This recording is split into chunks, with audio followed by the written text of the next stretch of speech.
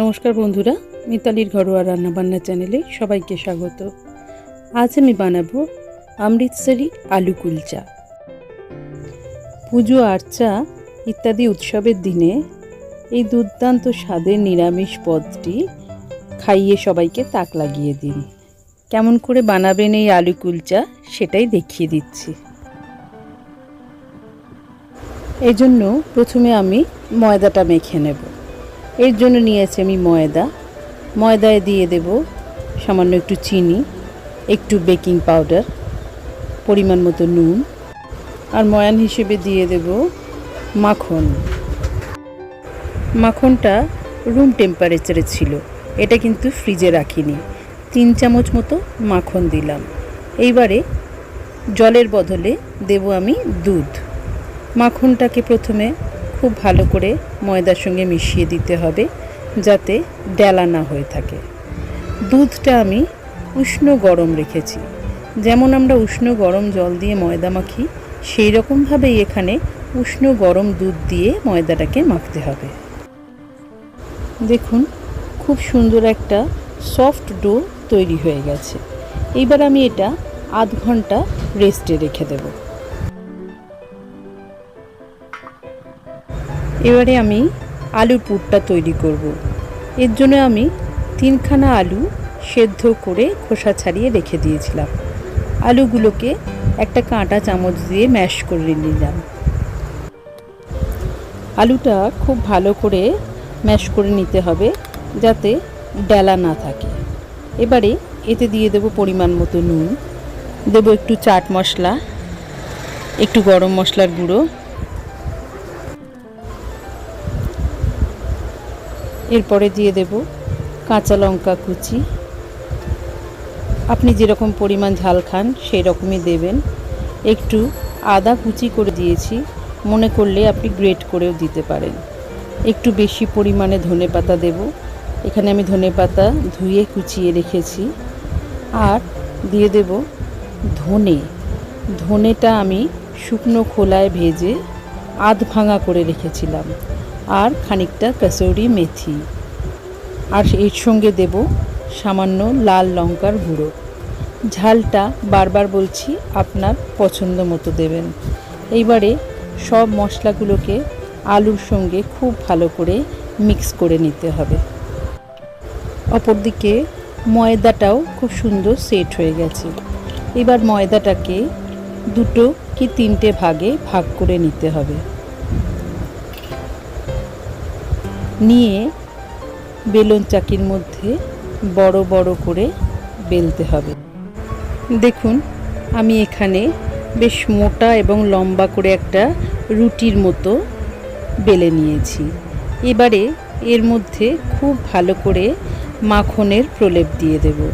মাখনটা যাতে সব জায়গায় লেগে যায় সেটা দেখতে হবে।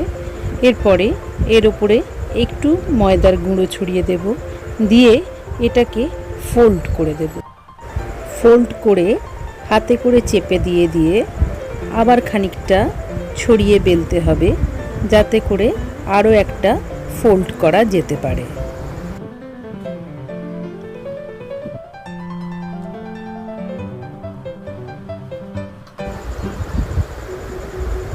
এই দ্বিতীয় ফোল্ডটার মধ্যেও একইভাবে মাখনের প্রলেপ দিয়ে দেব। দিয়ে 2টো মুখ এমন করে জুড়ে দেব যাতে কোনোভাবেই এটা খুলে না যায়। ভালো করে হাত দিয়ে চেপে ঘুরিয়ে একেবারে আটকে দিতে হবে মুখটা। তারপরে ছুরি দিয়ে কেটে লেচি তৈরি করতে হবে। এটাই হলো এই কুলচা তৈরির আসল পদ্ধতি। খুব ভালো করে মুখগুলোকে আটকে দিতে হবে যাতে মাখনগুলো বেলার সময় বেরিয়ে না আসে। মুখগুলো মুড়ে দিতে হবে খুব ভালো করে, বারবার বলছি। দেখুন, এরকম করে মুড়ে ভালো করে লেচিটাকে পাকিয়ে দিতে হবে যাতে কোনোভাবেই বেরিয়ে না আসে। এবারে সামান্য গুঁড়ি ছড়িয়ে এটাকে রুটির মতো বেলে নিয়ে এর মধ্যে আলুর পুর দেব।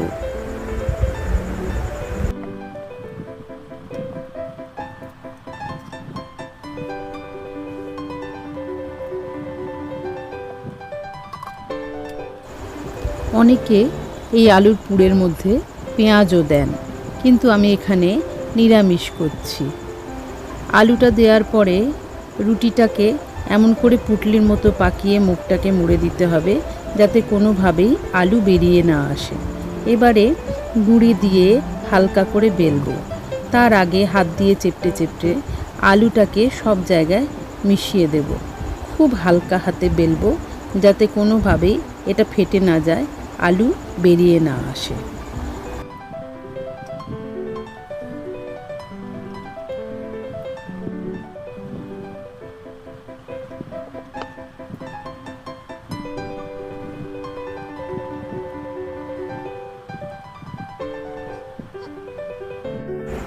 এরপরে একটা ফ্রাইং প্যান ভালো করে গরম করে তার মধ্যে প্রথমে পরোটাটা দিয়ে দেব তেল ছাড়াই।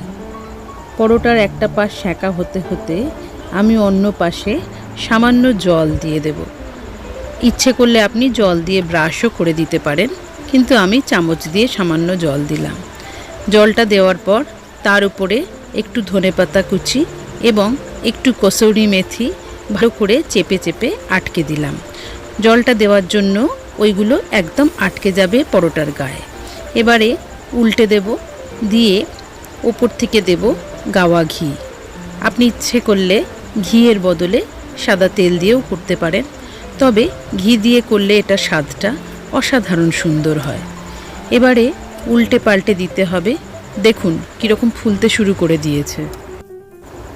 দুপাশে ঘি দিয়ে ভালো করে উল্টে পাল্টে লাল লাল করে ভেজে নিতে হবে পরোটাগুলো। দেখুন চেপে চেপে দিতে হবে যাতে ভেতরের আলুটাও ভালো করে মিশে যায় এবং পরোটাটা দুদিক দিয়ে ভালোভাবে লাল করে ভাজা হয়ে যায়।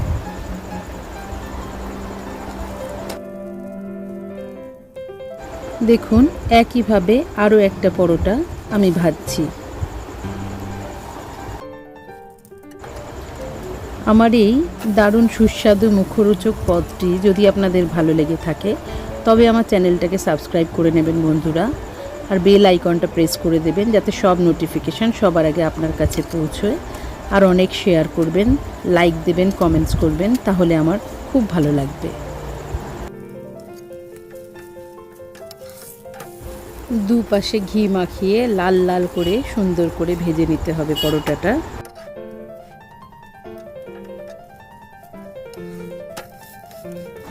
দেখুন কেমন সুন্দর লাল লাল করে ভাজা হয়ে গেল অমৃতসরি আলু কুলচা।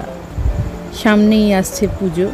পুজোর দিনে সকালে জলখাবার হিসেবে এই আলু কুলচা সবাই ভীষণ উপভোগ করবে। সঙ্গে দিয়ে দেবেন দইয়ের রায়তা। ব্যাস আর কি চাই।